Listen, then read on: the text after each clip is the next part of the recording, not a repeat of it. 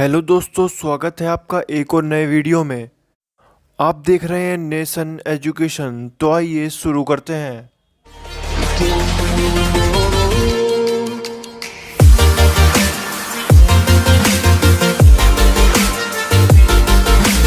Information technology की शुरुआत भले ही अमेरिका में हुई हो, परंतु भारत की मदद के बिना वो आगे नहीं बढ़ सकती थी।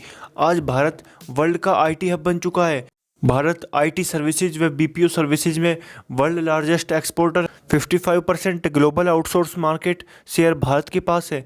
भारत की इकोनॉमिक ग्रोथ में आईटी सेक्टर की बहुत बड़ी भूमिका रही है।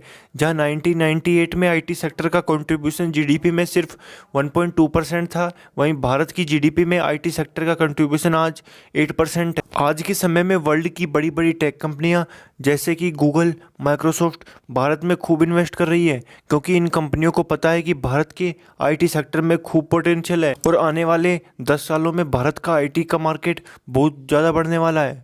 भारत में आईटी सेक्टर की शुरुआत 1967 में टाटा कंसल्टेंसी सर्विसेज टीसीएस की शुरुआत से हुई थी, परंतु आईटी सेक्टर को बूस्ट 1991 में मिला, जब भारत सरकार ने इकोनॉमिक व लिबरलाइजेशन पॉलिसी अपनाई थी और भारत के मार्केट को दुनिया भर की कंपनियों के लिए खोल दिया था।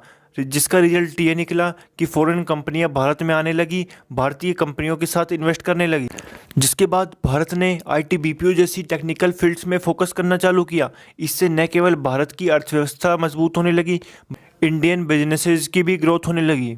आईटी सेक्टर के चलते भारत को अपने आप को ग्लोबली रिप्रेजेंट करने का मौका मिल गया और भारत ने बिना मौका गवाए अपने बिजनेस को वर्ल्ड वाइड फैलाना शुरू कर दिया। भारत का आईटी सेक्टर 3 पार्ट्स में डिवाइड है।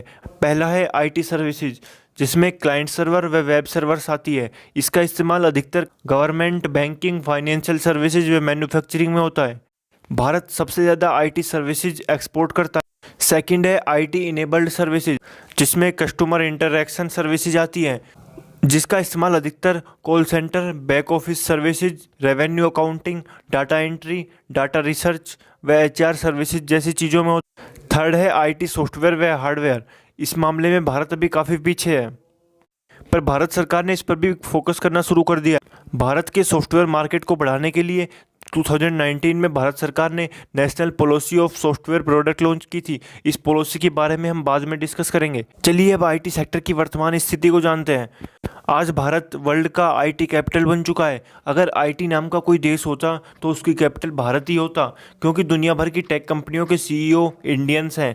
भारत आईटी बीपीओ का लार्जेस्ट एक्सपोर्टर है। 55% global outsourcing market share Bharat के पास है। भारत की आईटी इंडस्ट्री में 17,000 से ज़्यादा फर्म्स हैं, जिसमें से 1,000 से ज़्यादा बड़ी फर्म्स हैं। एम्प्लॉयमेंट की बात करें तो 2020 तक भारत की आईटी इंडस्ट्री में 4.36 मिलियन एम्प्लॉयज़ हैं।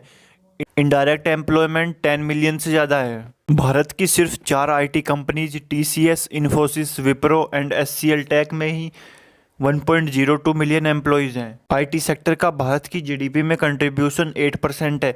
2021 में भारत की आईटी इंडस्ट्री का साइज $195 बिलियन है, जिसमें से $150 बिलियन रेवेन्यू एक्सपोर्ट के जरिए, बल्कि $45 बिलियन डोमेस्टिक मार्केट है। भारत हर साल आईटी इंडस्ट्री में लगभग 7.7% से ग्रो कर रहा है और माना जा रहा है कि 2025 तक आईटी इंडस्ट्री की मार्केट साइज $350 बिलियन की हो जाएगी। भारत में आईटी सेक्टर में 2000 से 2021 तक $71 बिलियन का एफडीआई आया है। बेंगलोर को भारत का सिलिकॉन वैली कहा जाता है। बेंगलोर में बहुत सारे आईटी पार्क्स हैं, जहाँ बहुत सारी आईटी कंपनीज हैं, जिसमें इन्फोसिस, विप्रो से लेकर ओरेकल, आईबीएम तक शामिल है। बेंगलोर के बाद भारत की दूसरी हाईटेक सिटी हैदराबाद है। हैदराबाद में आपको अमेजन, माइक्रोसॉफ्ट, गूगल, डेल जैसी कंपनी में देखने को मिल जाएंगी। इसके अलावा चेन्नई, नोएडा, गुड़गांव, दिल्ली में भी आपको बड़ी बड़ी कंपनियां देखने को मिल जाएगी। गुड़गांव को भारत का साइबर सिटी भी कहा जाता है। आईटी इंडस्ट्री के फ्यूचर की बात करें तो यह अभी और बढ़ने वाला है, क्योंकि भारत में दिन प्रतिदिन इंटरनेट यूजर्स की संख्या बढ़ती जा रही है। इंटरनेट यूजर्स के मामले में भारत वर्ल्ड में सेकंड नंबर पर आता है। अभी भारत में 750 मिलियन से ज़्यादा इंटरनेट यूजर्स हैं, जो 2025 तक 900 मिलियन को क्रॉस कर जाएंगे। इसके अलावा भारत सरकार भी देश को काफ़ी तेज़ गति से डिजिटाइज करने में लगी है। भारत वर्ल्ड की सेकंड फास्टेस्ट डिजिटाइज इकोनॉमी है। World largest tech startup hub में भारत थर्ड स्थान पर आता है। आईटी सेक्टर की मार्केट साइज बढ़ाने के लिए भारत सरकार ने 2019 में national policy of software product launch की थी। इस पॉलिसी में भारत सरकार चाहती है कि आने वाले कुछ सालों में भारत एक सॉफ्टवेयर प्रोडक्ट नेशन बने, भारत में भी अच्छे अच्छे स्टार्टअप बने और इंडियन मेड सॉफ्टवेयर का यूज ग्लोबल लेवल पर किया जाए। जिस तरह भारत आईटी सर्विसेज का हब बना है, उसी तरह भारत सॉफ्टवेयर प्रोडक्ट का भी हब बने।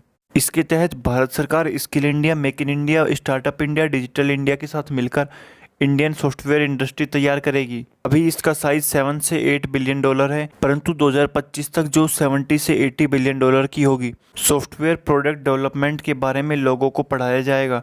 सरकार 7 सालों में 1500 करोड़ रुपए इसी पर खर्च करने वाली है। इससे आने वाले कुछ सालों में आपको बहुत सी बड़ी इंडियन सॉफ्टवेयर कंपनी बनती हुई दिखाई देगी। और इसके अलावा भारत सरकार आर्टिफिशियल इंटेलिजेंस, रोबोटिक्स, ब्लॉकचेन पर भी काम कर रही है।